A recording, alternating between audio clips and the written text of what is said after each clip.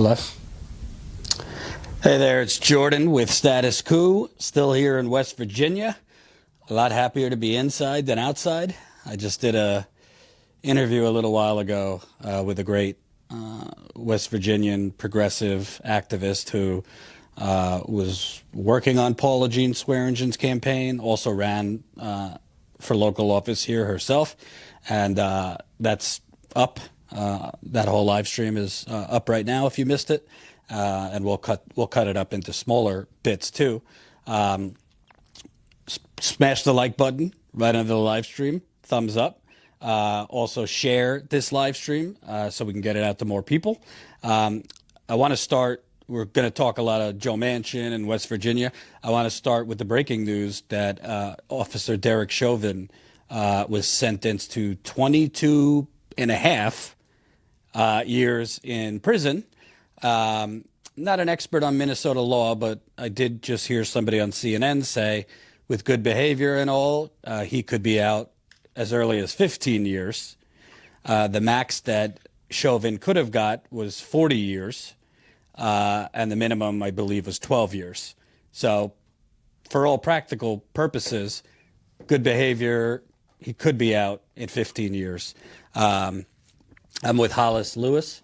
You're a West Virginia resident. You're also with the state party on the executive committee, as well as some other, the affirmative action committee, which I want to talk about. I just figured I'd ask you, since it's breaking right now, what's your thought on Chauvin, lighter sentence than many black people for drugs? Yeah, I mean, again, I'll ditto your comments. I'm no expert on Minnesota law, but to kill somebody on camera, and not only kill somebody on camera, but also to be in a position of power and to abuse that power, I feel like a 22-year sentence, 22 and a half year sentence with possible good time of being released in 15, that doesn't seem just at all, in light of, particularly in comparison to, other people who've committed street crimes. I know, like I said, I know crack dealers from the 90s who are still incarcerated and or on, some sort of probation from those charges, who can't get jobs, who still carry that felony for life. So it doesn't seem just at all. And I also think, outside of just the fact that this was a murder, the media, there's this narrative about justice, but there's very little justice in terms of investment into black communities. Black people started the race like behind the starting line, while white people have been far ahead. The material conditions that a lot of black people, brown people live in, food deserts, schools closing down, lack of health care. There's nothing about that, and you don't really hear about that in the media much. You hear slogans and kind of woke language from Democrats, but can you kind of talk about, there's the one end of police brutality, but then there's the other end of essentially a tale of two countries? Yeah, I mean, again, the Democrats and a lot of progressive people, they have a lot of good talking points, and which is good to like sort of bring those things to the forefront. But in the end, everybody, particularly those, like you said, who started sort of the race behind, we need tangible sort of equality, equity, resources in order to not be subjugated to some of the things that we historically have been. So those are the things that I guess it's kind of on us to sort of talk about. I said recently, we talked about like having these seats at the table, right? And I think sometimes what happened is that when you're not at the table, when you're not in these rooms, I don't think, particularly white folks, I don't think every white person is racist or anything like that. It's just that because they're not you and they're not living in your condition, they may not just see what you're going through. So in addition to, like I said, for those who do recognize it and those who talk out about it, that's good. But in addition to talking and sort of having these symbolic things, we need things we can feel and touch and actually maneuver in order to improve our situation all the way around. Which brings me to West Virginia. Holy cow. So I think a lot of people, and remember, smash the like button, share this live stream. You know, YouTube doesn't like to notify you when we're live. So please like, share, make a separate social media post that we're live in West Virginia. So not a lot of people watch their city council meetings that are often on YouTube or televised, or interstate Democratic Party meetings, which is probably why not much changes. But it was brought to my attention a few weeks ago that the West Virginia State Party, which frankly, not officially led by Senator Manchin, but you know, he's got his toes dipped in the pond here significantly. They were having an executive committee meeting. The executive committee is just the leadership of the state party. Every state has their own, basically, mini DNC.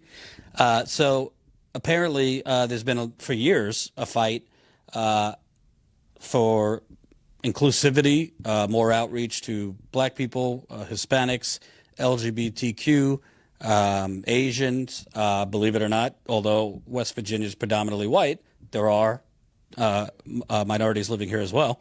So I actually watched this 2-hour meeting. I mean, I've seen a lot of terrible things. I've been around the country. I personally have not seen something that, you know, there's different types of racism. There's, you know, the Klan, and then there's just the everyday white liberal racism. And for the audience, if you don't know, basically, I don't want to get so in the weeds, but many decades ago, the Democratic Party nationally, basically in their charter, mandated that each state party has to come up with an affirmative action plan.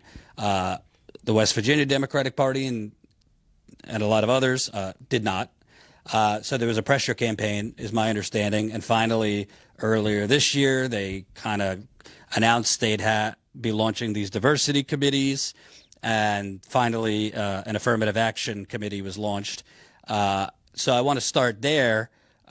Talk about why did the West Virginia Democratic State Party for so long not actually have any plan, affirmative action, outreach to minorities, and what precipitated them actually launching this earlier this year? Well, unfortunately, I can't speak to why they didn't do it. Like you said, within the last, I want to say 2 to 3 years, there was definitely a pressure campaign in order to get them to fulfill that obligation that was mandated in the mid-'70s. So I think we kind of went through some steps with the national DNC, and it kind of was, sort of brought down here. So that's kind of what sparked it to actually start happening. And just to get into it just a little bit, I think what happened was that we were, again, when you form these diversity caucuses and the affirmative action committee, this affirmative action. Well, let me back up just a little bit. The affirmative action committee is the collection of the diversity caucuses. So, like you mentioned before, you have the Latin caucus, the Black, the LGBTQ, so on and so on. And those affirmative action committee is tasked with forming affirmative action plans, to develop inclusion, outreach, and things of that nature. And it's supposed to be drafted by us. And I'm the co-chair of the Affirmative Action Committee and the co-chair of the West Virginia Democratic Black Caucus. However, that didn't happen.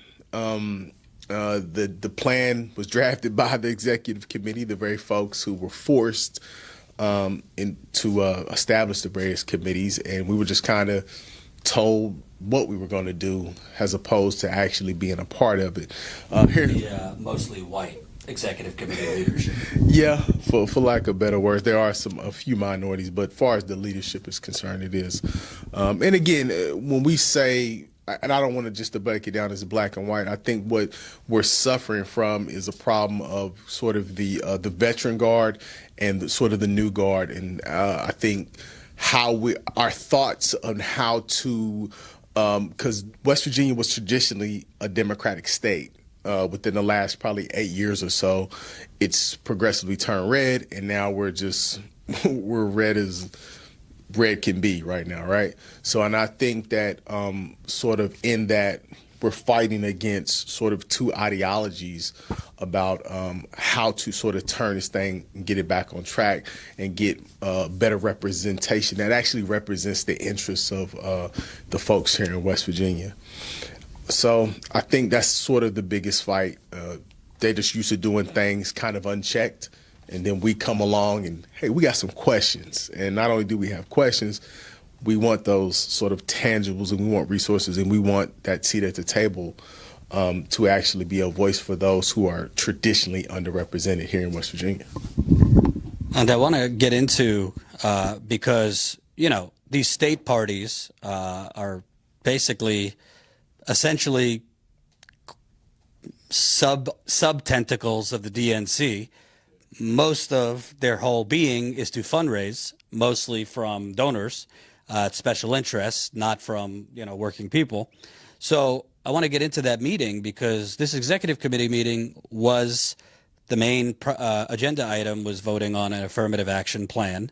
The DNC had set a deadline for this affirmative action plan. And the chairwoman, Belinda Biafore, who I don't know this to be fact, but there's a lot of people chirping that she's actually related to Joe Manchin. But I reached out to the West Virginia Democratic Party on that. They didn't respond, so we don't know it for a fact, but that's what a lot of folks here think, that there's a family relationship there. If there's not, they're definitely tied. They're friends. I've spoken with a lot of people that, the state party doesn't go to the bathroom without Mr. Manchin's approval. So essentially they're voting on an affirmative action plan, but the chairwoman was trying to keep, you were in the meeting because you're the co-chair of the committee, but the chairwoman was she was keeping the rest of the at-large members of the affirmative action committee, which included 2 African Americans, out of the meeting. And in a positive step, I think, white, black, pretty much the majority of people were fighting against this, saying, how do you vote on an affirmative action plan without input from this committee? And it was really kind of repellent. You got a little heated in the meeting. So I wanted to ask you, what was behind that? Like, you can't get in their head, but like, is this common that basically the old guard, mostly white folks, basically put out, fluffy language and emails and banners, but then essentially act or decide for, black, Hispanic, or even, poor white folks? To me, that was the most egregious thing that happened during the whole meeting. Again, I came in with sort of a blank slate. I had no judgment on Ms. Biafore either way. But, and I'm no expert in Robert's rules as far as in conducting these sort of meetings. But from what I understand, once the agenda is listed, the agenda is to be followed as is laid out. And what happened was essentially an agenda was sent maybe a day or two or whatever, or maybe even that day, of kind of this was the order. And the order was supposed to be to actually introduce us, my co-chair, Mary Thorpe, and myself, into the executive committee, then introduce our at-large bids, and then, go through the meetings follow. Well, what happened was we got introduced, and they went into their Build the Blue plan, and then she just wanted to vote on the affirmative action plan, and I use air quotes if you can't see me. Without then after at the end towards the end of me, then introduce our at-large business, which is that so that showed me that we're dealing with a bit of manipulation here, right? Where we want to have the voices who may object to that, the voices who may have questions to that, silence until everything is sort of business is already conducted. So that told me all I needed to know as far as sort of the mindset that we're dealing with. And I think I'll say they're used to dealing with or doing things in a manner, like I said, being unchecked, being unquestioned, or at least not having the amount that we have, the being a loud voice, I would say, in those sort of rooms. So yeah, that was totally egregious, and and that's where the meeting, so I think, sort of spun off his wheels. Well, I also thought it was wildly manipulative, condescending, I think racist, because they were basically to kind of like pacify other individuals in the meeting. Oh, well, this is just a draft, so we're just going to pass this without any black people's input, but you guys can make amendments later. And people might be thinking about this like, oh, this is kind of in the weeds, committees, state executive party. It's really more so about the Democratic Party nationally and on the state level, because a lot of things are said and done that are mostly performative, but there's nothing actually behind it. And in this case, you got a state party who's decades behind in basically creating a plan for inclusivity and to expand their reach to black voters, Hispanic voters, other minorities. And they begrudgingly do it. And then they try to essentially have the white folks decide for the black folks. So I wanted to segue into, to me, if West Virginia was a mostly blue state, but it's now shifted right wing, from what I see, even Republicans have responded to populist messaging. Bernie Sanders won in 2016 here in West Virginia. Trump, a lot of the things he was saying were along the lines of Bernie, with all the other terrible stuff. So it seems to me even conservatives on a policy by policy do have progressive views on things. But because the Democratic Party here is basically, to me, tried to appease Republicans more than actually run any type of populist progressive message, the culture wars basically win, and conservatives kind of don't really have an alternative in terms of progressive, strong progressive policies. So they get whatever tax cut they get for the Republicans, and then the culture war message steeps in. Yeah, and I think your point is definitely well founded in that, like, if we're going to be who we say we are, if we're going to be Democrats or whatever, then you have to stick to that and you have to bolster that. You cannot try to acquiesce to people who like at a base level are fundamentally different from you when it comes to, policies and politics and things of that nature. And I think that's sort of one of the failings of what's happened to our party, is that we've tried to acquiesce to maybe a rise in a different view instead of being in the forefront and sort of pounding the pavement and getting our message out there. And I think that's, even if you look at like a Bernie Sanders, I think that's what he did. He's a Democrat, obviously, at least in name, right? But he has his message, he had his view, and he went just full throttle with it. And, he got a lot of support from doing that. And I think you've hit it sort of right on the nail. That's where we've ultimately fell. And I think when you have the group of, and I'll say new kids on the block, right? When you have us to come up, that's, I think, what we're trying to get back to, is that we can't play the middle. You can't be lukewarm, right? You have to play one side or the other. So, and I think we're trying to push it back to, hey, everything doesn't have to be this crazy liberal thing, right? But just pick a side and go, but stay out of the middle. And I think that's where we've been, and that's why we're failing, because people are looking at us like, we'll change when the wind changes. Mm-hmm. And Joe Manchin really towers over most things in politics in this state. My understanding is the state party, he might not be in the meetings, but definitely major things are not decided without his footprint on it. And it seems like, things that come out recently, he's talks much differently to donors than he does to voters. The person we spoke with earlier, talks about things he does performatively, takes his pickup truck with the dirty shirt on and, ripped jeans to the hardware store where older men are. Can you kind of talk about Joe Manchin? The state party here and him are very kind of intertwined. What is his involvement or role in essentially bottling up progressives here? Yeah. Joe Manchin's he's a master politician, right? That's what he is. He's a very, very good politician. And he's definitely, him and Shelley Moore Capito are the representatives for our states, as far as nationally, publicity-wise. As far as his involvement in the the sort of the day-to-day politics of like the executive committee of the party here in the state. I can't speak to that. I don't know, but I will say, he's definitely the guy, right? He's definitely the man.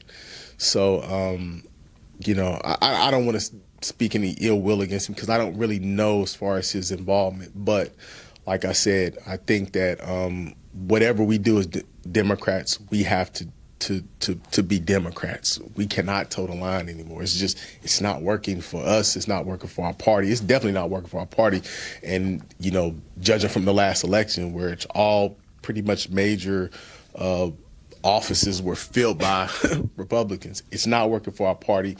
It's not working for our state. And it's not really working for the country, as we've seen over the last 4 years. Well, I'll say Manchin takes a lot of money from banks, from coal, law firms, chemical companies, you name it. He just was on a call with donors. The Intercept reported this, basically telling them how they could get a Republican's vote, other people's vote, which was set them up for their post-political life, i.e. lobbyists or whatever. So it seems to me with Manchin, the state party, and other state parties, there's a real emphasis on not rocking the boat too much that might hurt the people flooding campaign cash into the state party coffers, candidate coffers, all that. Can you kind of talk about, the state party, on that call and other stuff I've researched, they're very focused on fundraising. And with that comes fundraising from certain special interests. Oh, no doubt. Any politics, any politician, definitely you're going to have that sort of special interest sort of money coming in. But I think, again, that's where the party here is failing, right?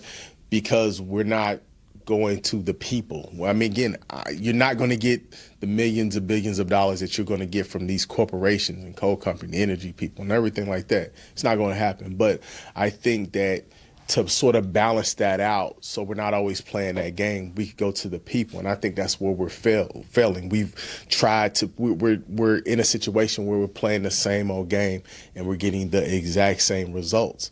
Because, we had a rally here yesterday. That's one of the things I said. Like, we as the people, we have to support our candidates.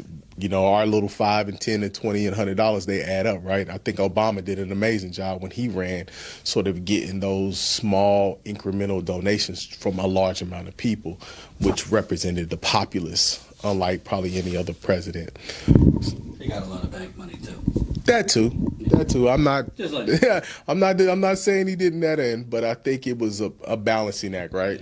Where, he was still able to at least represent the people at some level and not just be totally beholden to special interest groups. I want to ask you because, the Manchin's constantly in the media, basically focusing on him as the almighty swing vote for Democrats, this and that. I don't really see them covering like his performance in West Virginia. I don't see them talking about the fact that there's water problems here, the fact that there's problems in the education system, healthcare system, Cancer Alley from big coal here. It's one of the poorest states in the country. They just kind of push this narrative as like, bipartisan and not wanting to break the filibuster because he's trying to bring Republicans and Democrats together. It seems like an alternate reality compared to what's going on the ground here in West Virginia. Yeah, it's funny you said that. Just a story in the Sunday paper here that actually stated that we actually have two coal companies here in the Valley, right? One is next to West Virginia State College, which is HBCU. Another one's in South Charleston, and they are emitting this carcinogen that actually is cancer causing. They didn't say, I don't think it was enough to actually affect, but it's rising in level. And that's kind of the point that I've always sort of gone to when talking about like things like For the People Act and these sort of different bills. I think the problem is that when you have somebody who's as powerful as Joe Manchin, who's in the spotlight like he is, And when you sort of make these sort of antiquated arguments, it puts us in a state, it puts the state in a position where we are looked at and viewed under the same sort of maybe like biases, or viewed in a certain light, like we're not moving into the future. So when we have an opportunity, like for the people like the John Lewis Sachs, the George Floyd bill, when you have an opportunity to push these things out, this isn't so much necessarily about like Joe Manchin, but it's about the future of our state. And do we want a future? So that's kind of the pitch that I would have to these big politicians. In order for this state to have a future, who, like you said, has all these problems, you know, we're poor, we're unhealthy, cancer alleys, floods, contaminated water. You know, we have to give companies, corporations, a reason to come here to employ people. We have to give a reason for young people to stay here. We have to give a reason for young people to come here. So if we can sort of push things that's going to like impact the future and make the future better for everybody else, I think it shines a positive light on the state. But if we're still sort of playing our old game, then we may not even be a state. And also, I mean, I said this to Kalen in the previous interview. Joe Manchin could very easily, with that swing vote that could help get Democrats get some bills through, he could very easily say, yeah, I'll vote for this, or, you know, vote to proceed to debate or whatever. But I want, you know, X amount of money towards water here in West Virginia.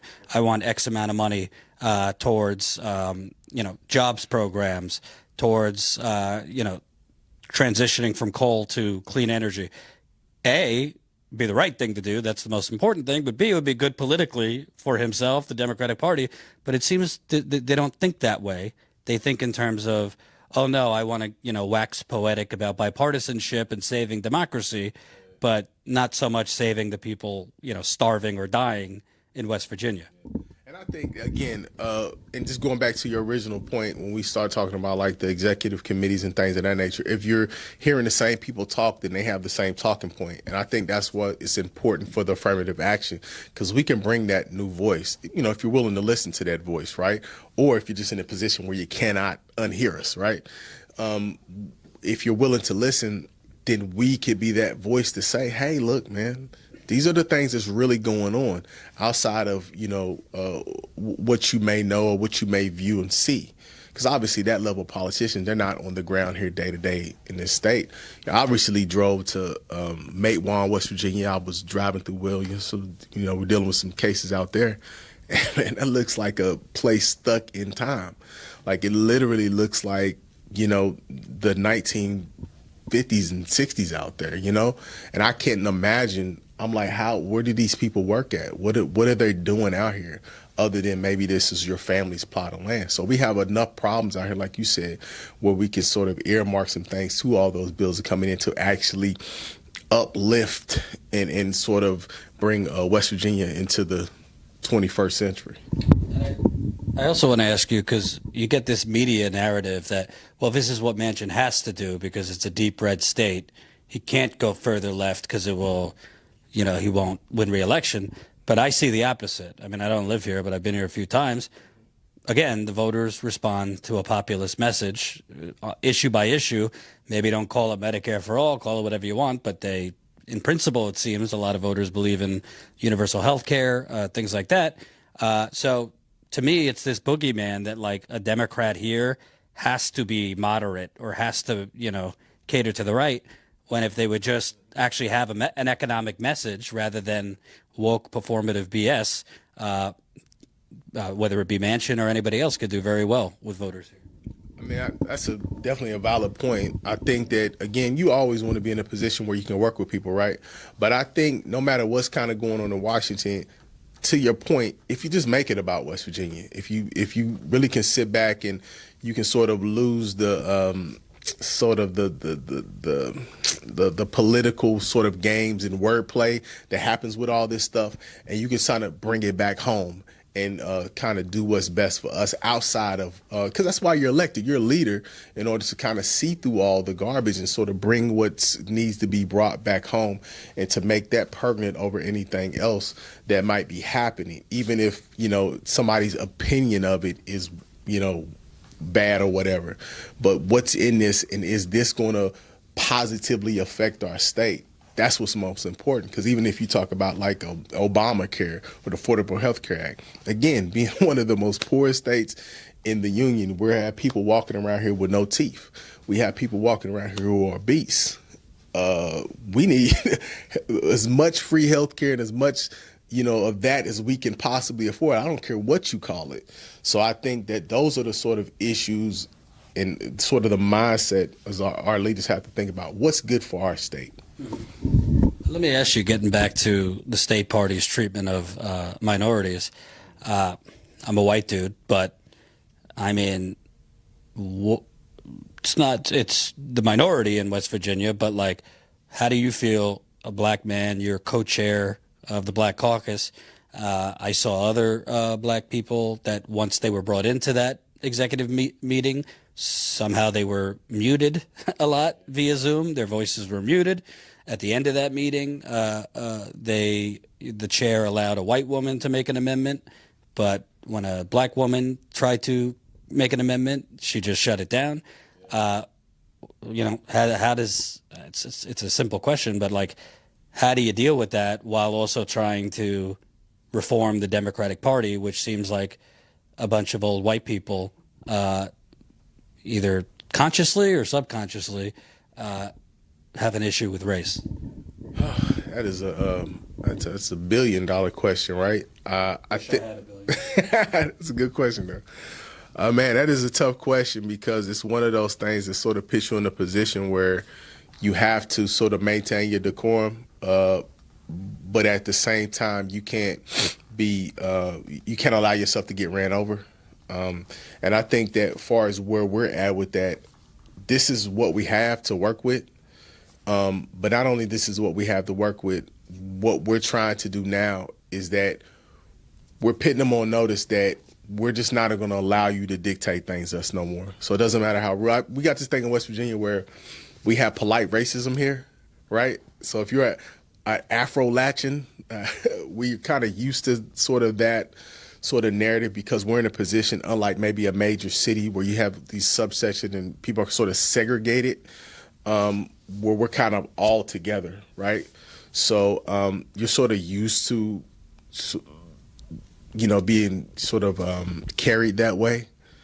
But I think the main thing that we have to focus on is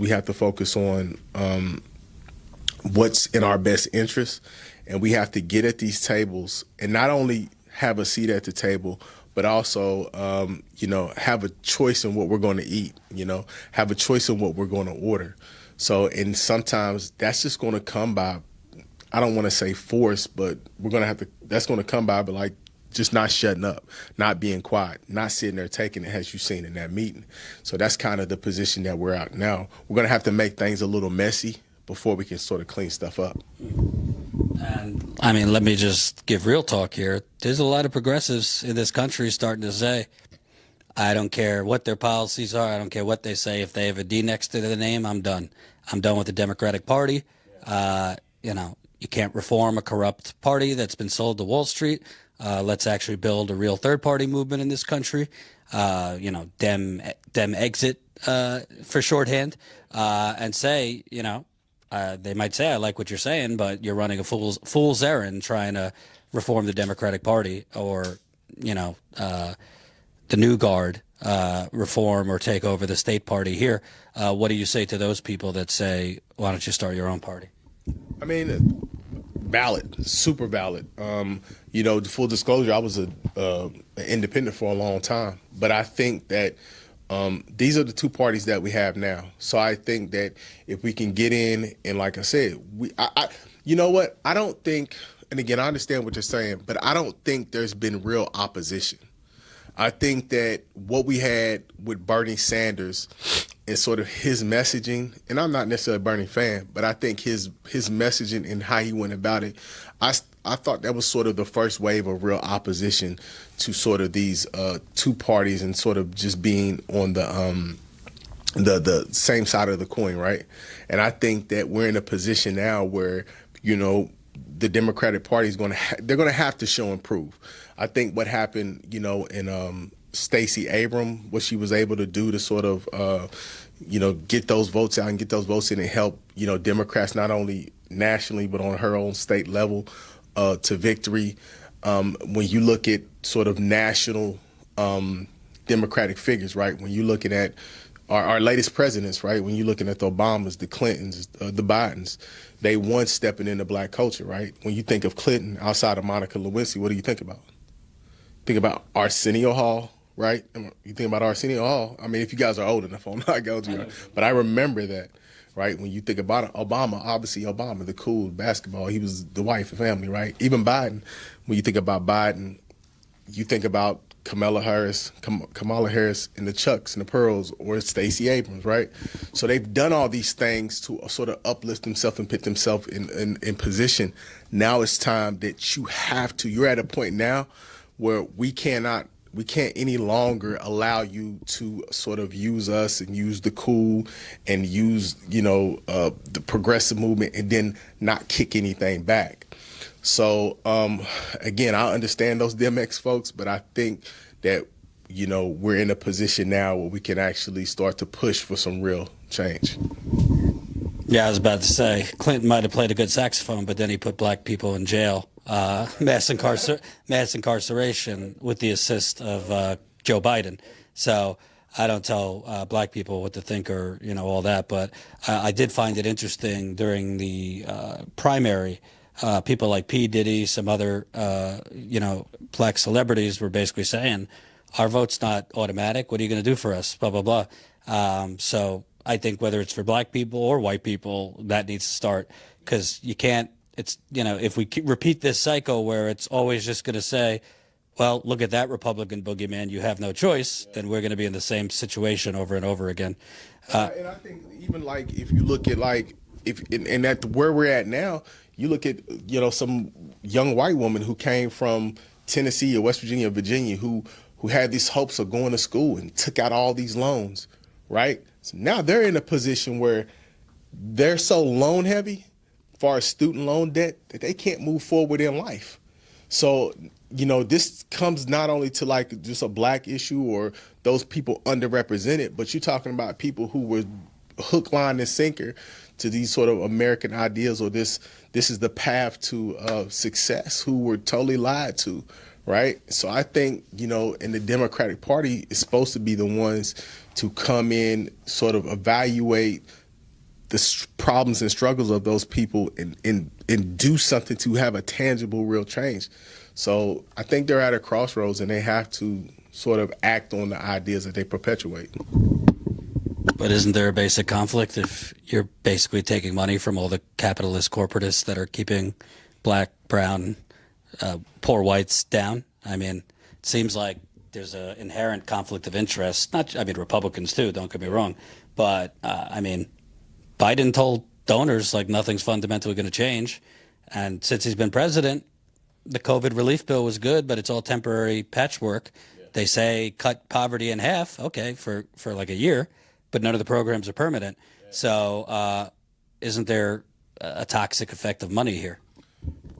Yeah, and I think that's always the situation when you're dealing with politics. But I think that, again, there has to be some sort of balancing, and those are a bunch of smart people, and they got to start figuring something out. I can't say that nothing you just said is a lie, but again, you can't perpetually sort of tell people one thing and then do another, or just not act at all when that's who you purport to be. And I think that a lot of folks, particularly younger folks my age and younger, they're starting to see that. So if they want to actually have a future in that party, they're going to have to start acting on some of the things that they say. I want to shift real quick. We've been on this reporting tour, and we found out, boy, there's been a federal eviction moratorium, but There's a lot of loopholes in that moratorium, and there's been a lot of folks in Philly, Cleveland, Louisville, where we just were, that have been tossed into the streets during the worst of the pandemic.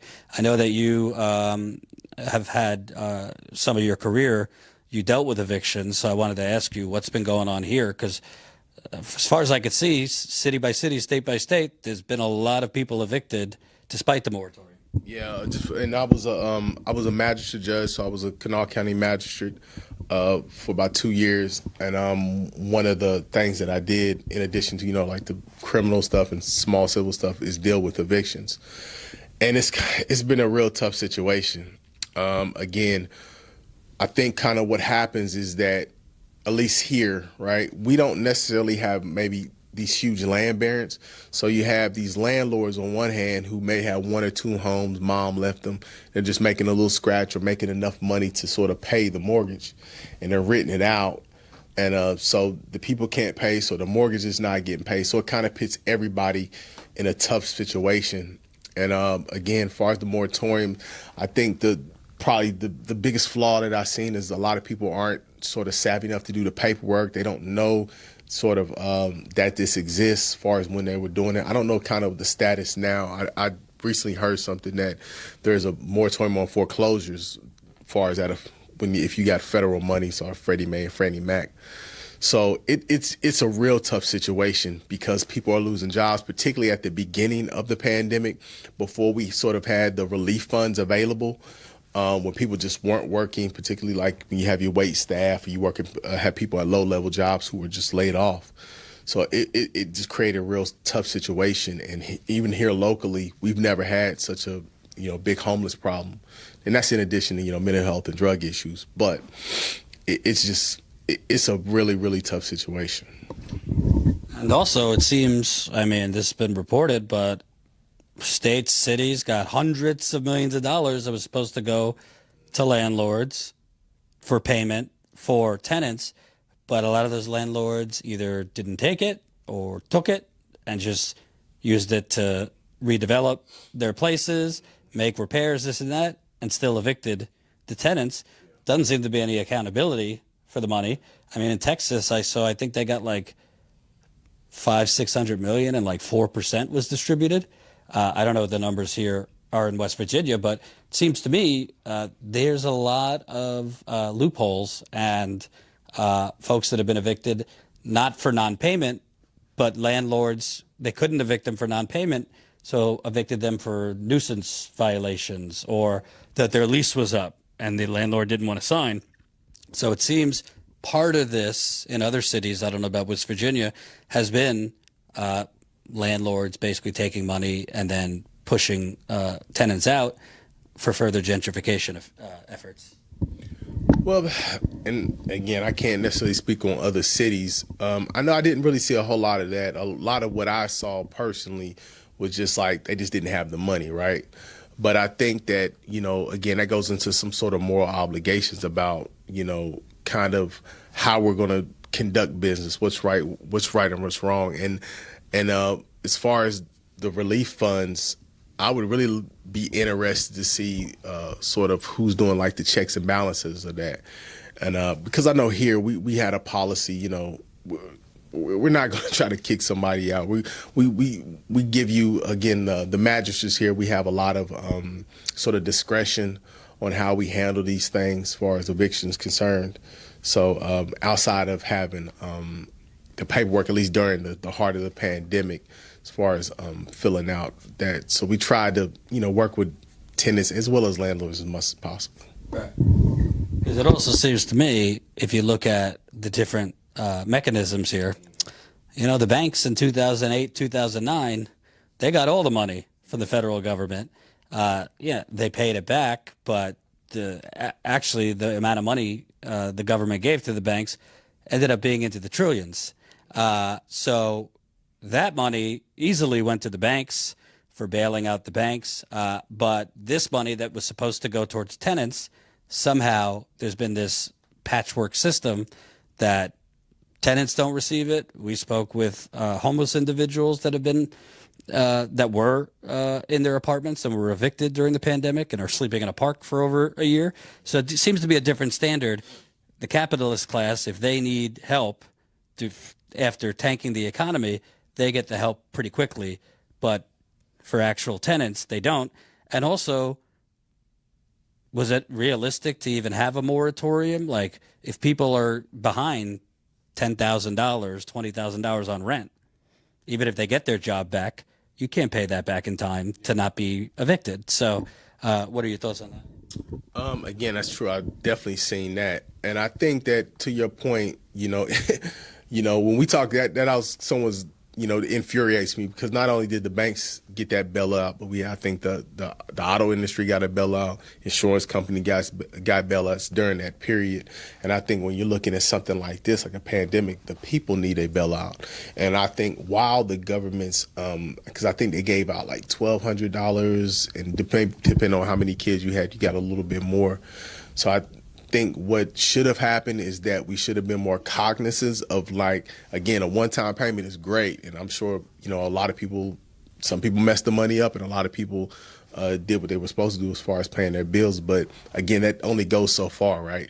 People needed sort of a monthly stipend or monthly, payments in order to get through, particularly like, I know, restaurant workers and wait staff, they're just now really getting back to full-time work, because during the 8-9 months, they were basically, out of work other than what they were given on government assistance.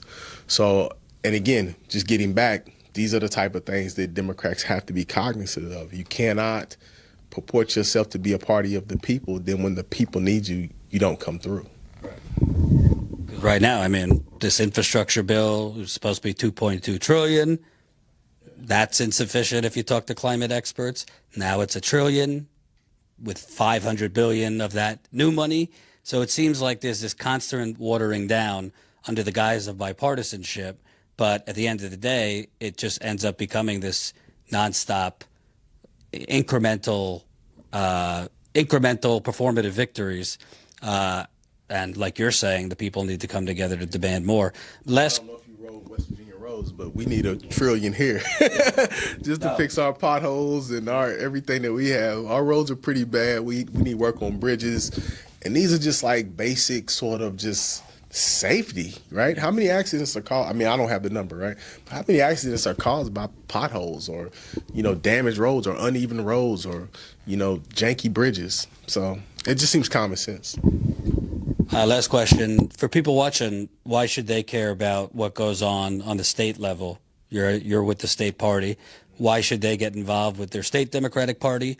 And what can they do if in their state party similar things are happening, whether it's racism, old boys network, corruption, even in this case, Paula Jean Swearengin was a Democratic nominee. From what I'm being told, the state party didn't lift a finger for her. So why should people care about their states, and should they try to get involved with the state party? Man, I think this is where it's at. I mean, I think that ultimately what's going to affect your life is not necessarily what a Joe Manchin does, but what's your school board doing, right? I was a magistrate, right? And people in my community know I was that, and they were able to call me and, ask questions and be pointed in the right direction. They have a one-to-one line from, the first point of contact from the judiciary. So ultimately, what's really going to affect your life is that your local politics, as far as a state like sort of Democratic or Republican Party, these are the people who's going to, educate you about the latest change in elections. These are the people who's going to try to, or at least supposed to, help the candidates that are elected by the people, like in primaries and things of that nature. So I think, a lot of emphasis, like you mentioned earlier, are on the Joe Manchins and the Joe Bidens and Donald Trumps. But, it's going to be your local police chief that's going to press those charges or not. It's going to be your local prosecutor that's going to set the tone for how things are prosecuted in your city or your county, your area. So these are the important people that's actually going to affect your daily life. That's going to really that you maybe can reach out and touch and talk to and have some sort of correspondence with to actually get some change or let your voice be heard. So these are the local, state politics is really vital to how, and again, in and if these things start happening local and we start seeing it local and state level improvements, then eventually it's going to filter up nationally. Thank you, sir. Hollis Lewis with the West Virginia State Democratic Party. We will be live again tomorrow morning, actually. I think around 11:30 a.m. Eastern. That would be something Pacific, 8 or 8:30 Pacific. We're going to talk to somebody from the Poor People's Campaign here in West Virginia, as well as another activist who, boy, this woman knows where the bodies are buried in West Virginia. Maybe even real bodies, I don't know. So we'll be live tomorrow. Please, if you can, support this trip. This is day 12. Tomorrow will be day 13. It's exhausting. It's also expensive. So we really appreciate all the support we've gotten. We've got some amazing donations at our fundraising page, statuscoup.com/theotherpandemic, where Jen's been posting, behind the scenes photos, blog updates. There's a button there you could support. We've gotten stuff through GoFundMe. That's just Status Coup GoFundMe. And we're also getting new YouTube members, which you now can become a YouTube member as well. So we really appreciate the support. It helps keep us going because we see a lot of other channels not covering these things. So the fact that you're supporting us to cover these things really means a lot. So thank you for watching. Again, we'll be live again tomorrow morning, I think around 11 o'clock Eastern time in the morning. And